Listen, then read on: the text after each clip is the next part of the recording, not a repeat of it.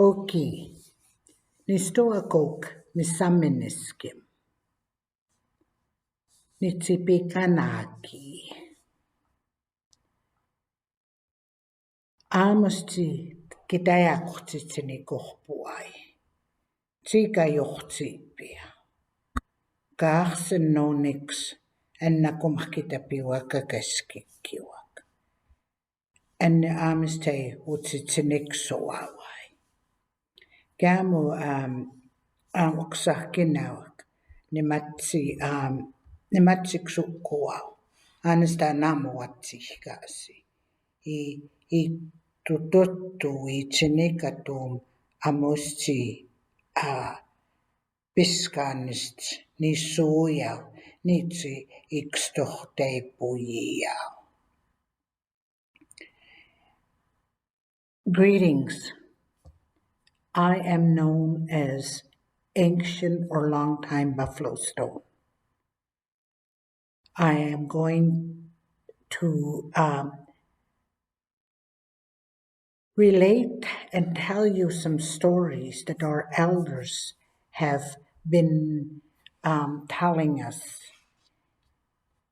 And these stories are related to some of our locations that are very important part of our life and our knowledge of who we are as, Pigani. Wilfred Yellowwings did an interview, and I translated the interview, and he made reference to these 4 buffalo jumps. And these 4 buffalo jumps are almost in a linear order. And that's what I'm going to be sharing with you. That there's stories, there's probably a couple of them that have a story to them. The other 2 basically have, I guess we have to do more research to find out, why they were called what they were called. But our elders have made reference to them. They've, but at this time we have no stories to them yet. So the first one I'm going to talk about is he mentions that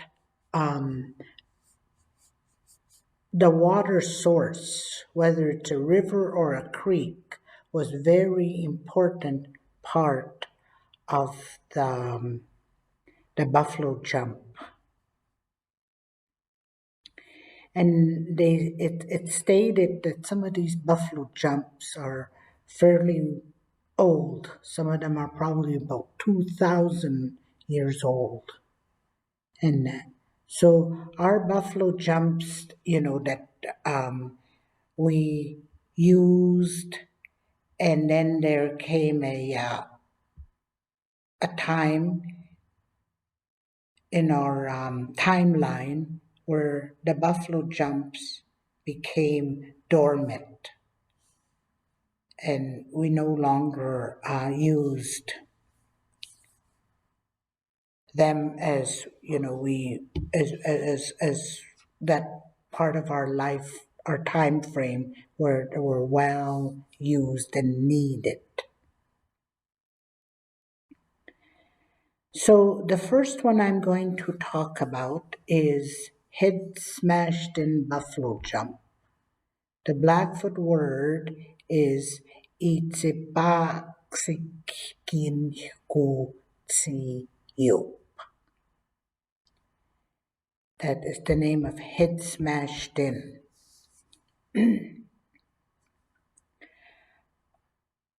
Our people, our ancestors, used this buffalo jump. And this buffalo jump has a story. Our elders made reference, to the story of Ichibakusikikikutsi. There was a young man, and I'm not even sure how old he was, but he was part of the encampment. And this young man watched every time they would have the hunt, and he would watch the buffalo come falling off the cliff and that.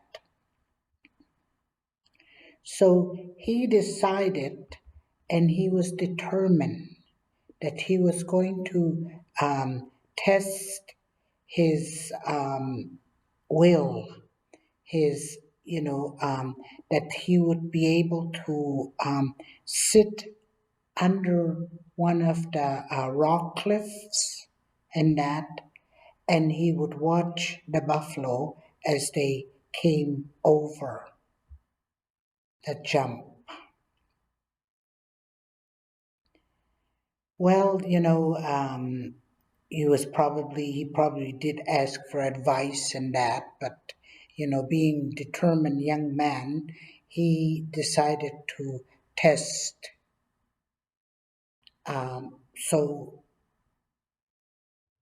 he went and he crawled onto the back of the cliff where, and he sat himself there and waited for the buffalo to come over the cliff.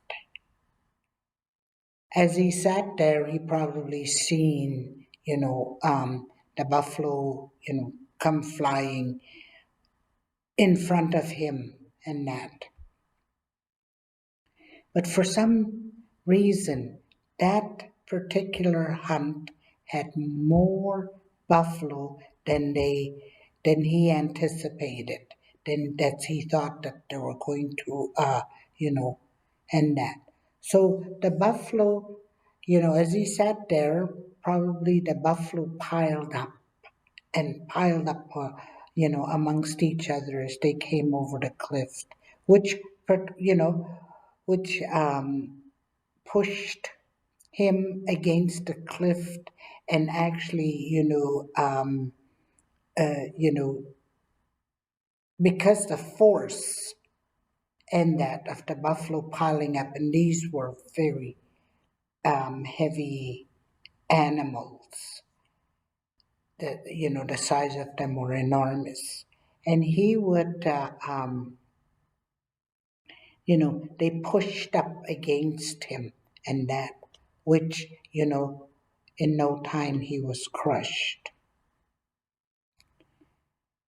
As the people started to gather after the hunt was over, the people started to take the buffalo and that to for their butchering and that of the animals. As they pulled the buffalo away from the cliff, they found, his remains and his, because there was the force and that many buffalo, that his head was just crushed and that, and they took him away and that.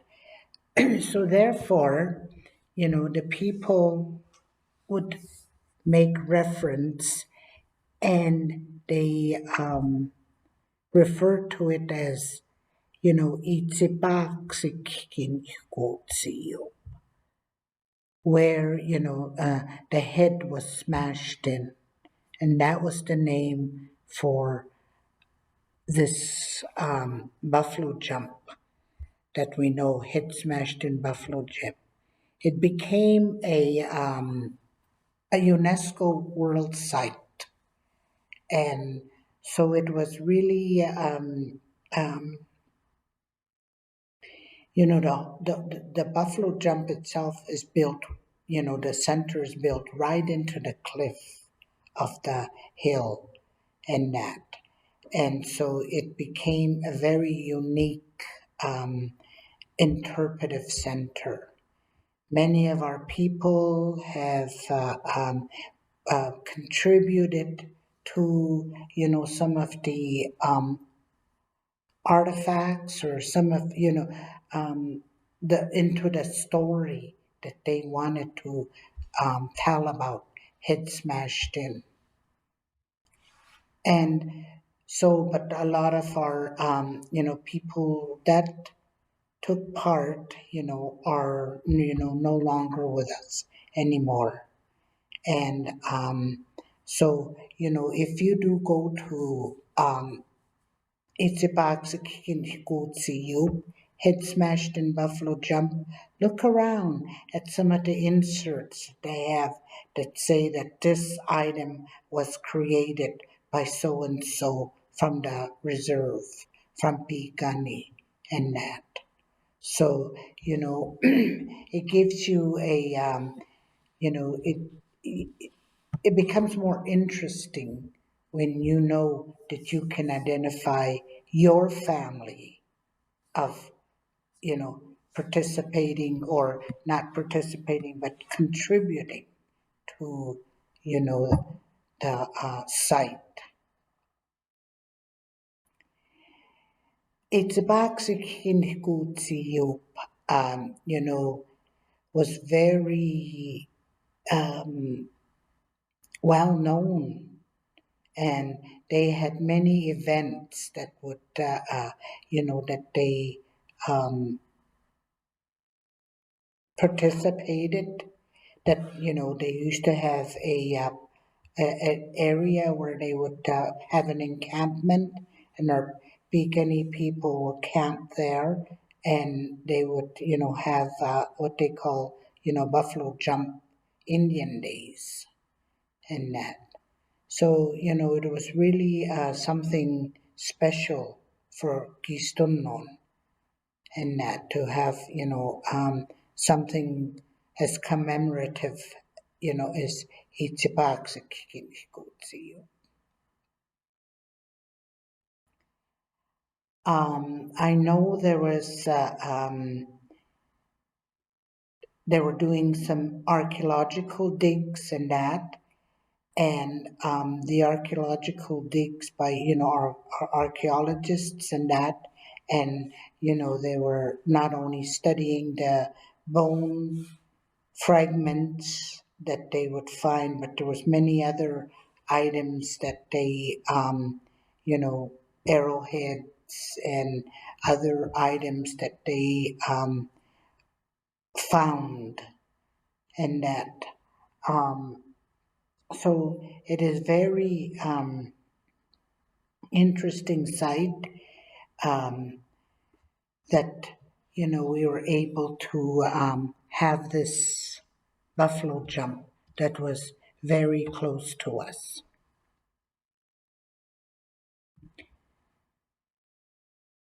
So the story goes that in the past, Garcenonics, our ancestors, followed the Ine, followed the buffalo. There is a book that was written by a man by the name of Ted Binema, and he's from Vancouver. He was a professor at probably one of the universities there. And Ted Binema wrote a book called Common and Contested Ground. In the book, he actually wrote about the path where the buffalo, some of their famous pathways that they, would, when they were here, how they would go and how they would proceed on from the north to the south, and one of them that, that in its it's mentioned about, the foothills, or I'm sorry, the Porcupine Hills, the Kaiskaksuis.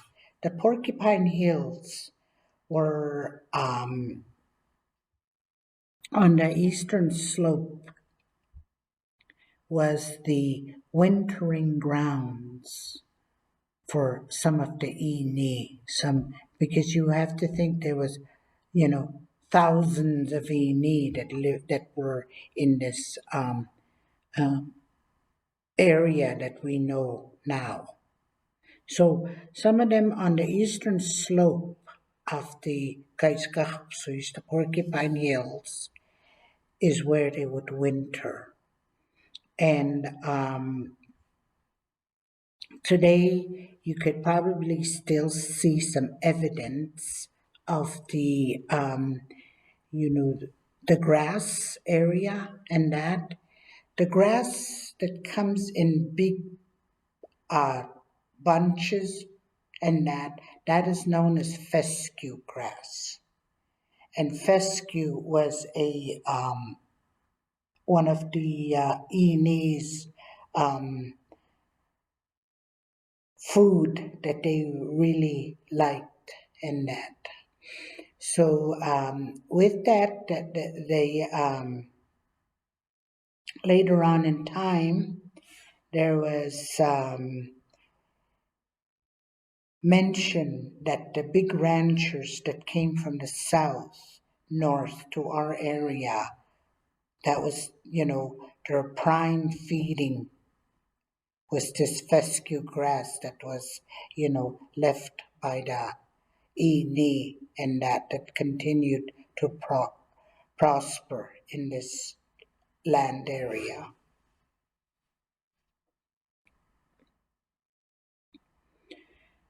So Ichibak sa Kinhikutsiyup, had, several sources of ohki water, because water was very important part of their, the buffalo hunt, and that, because they needed to, when they were butchering their animals, and that they needed to clean and use of the yoki, the water, and that. So with that, I am going to go to the next Biscan, and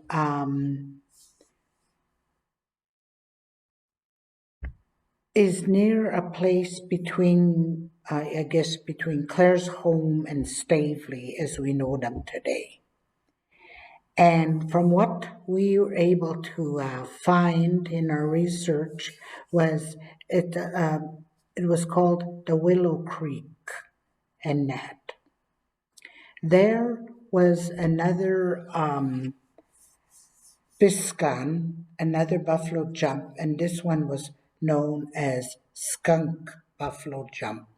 Api kayi Biscan. The Skunk Buffalo Jump, the name was referenced by our Picani elders, and that they, made, identified this area as the Buffalo Jump. Api kayi Biscan. I'm not too sure if any of the archaeologists had, come across, some information in their fields of study. So we're not, I can't give you a story of the Api kayi Biscan, the Skunk Buffalo Jump.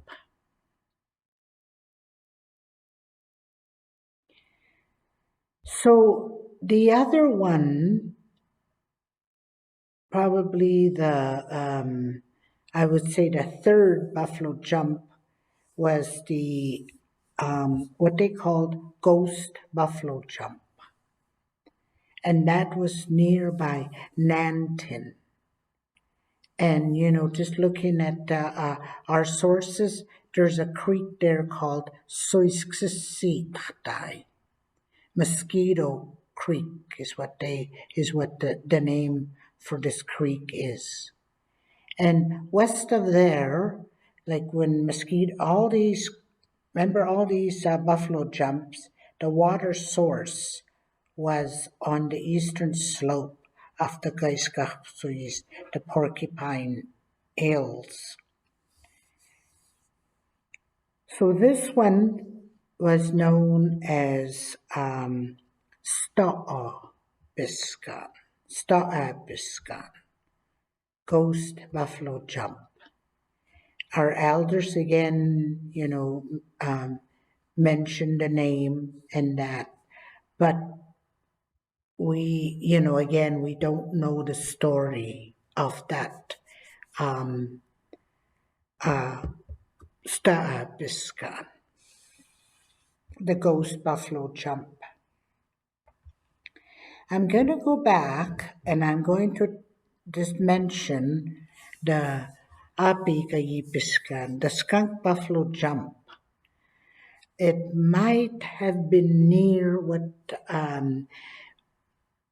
have been known as the Sukuayutan, Heavy Shields Canyon, and that might have been the area for that's near this Api Kayipiskan, Skunk Buffalo Jump.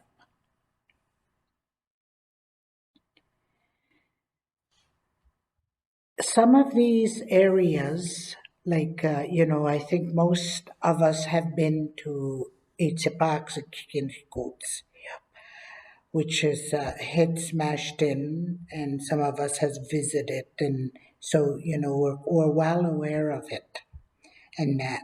But these two, the Api Kayipiskan and the Sta'a Biscan, are ones that have been mentioned but never, like, we don't really know the story. And I think there is a story that goes to why they were called, why they were given the names and that.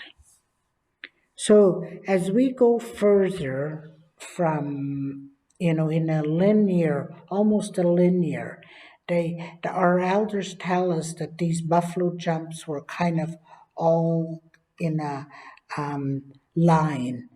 They were not exactly, linear, but, sort of in that fashion, and that linear type of area. And then further north of these buffalo jumps is Akipiskan, the old woman's buffalo jump. This is where Napi becomes a lone pine. Napi itotokasi. A quick story of this. The women were camped separately from the men, and they did all their living and working by themselves. The men lived by themselves too, just not too far from the women. Oh, but they did a poor job. Their hides were tanned poorly. They did not profess the woman's care of the ini, and that when they hunted, that they would have to come over the Biscan. So a decision was made amongst them that, they should live together and they would support one another. The women will help the men and the men will help the women. The day came when the women would select their husbands. The men folk sat in a line on the ridge of the Biscan, the buffalo jump. Napi sat himself right in the middle of the row of the men, happy as ever because he was about to have a wife. The women paraded in to with their leader being first, for she went over to Napi to pick him as her new husband. But Napi pulled away from her because she was not dressed up and her hair was messed up from all the chores she was doing before the selection came. Napi kept moving away from the this woman and that he did not want this woman as his wife. Finally, the leader of the geeks, the women, ran back to her lodge quickly, exchanged into her finery, and she was very beautiful. She told all the women not to pick Napi, that she was going to pick Napi for herself. So all the other women went and they picked their future husbands and that, and um, no one picked Napi. Napi was by himself, sitting by himself, the only one that wasn't picked. So therefore, Napi was so, I guess, insulted and that, and not happy with not being selected. He had gone off by himself and distraught for days, and there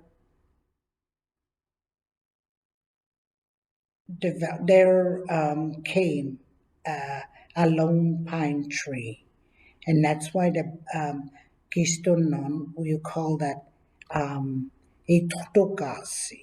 Napi Itotokasi. Napi became a lone pine. So that is the story of Itsipaksikinkikutsi. Or that's the story of Akipiskan, the old woman's buffalo jump. I am not too sure of the story of the Abikayipiskan, the skunk buffalo jump, or the Piskan.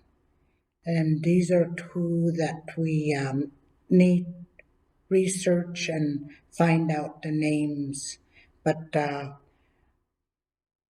one Itsipaksikinkikutsi head smashing, there's a story. And then the last one, or the furthest north, is the Akipiskan. And so that is about all I can share with you on Biskan, Kenya.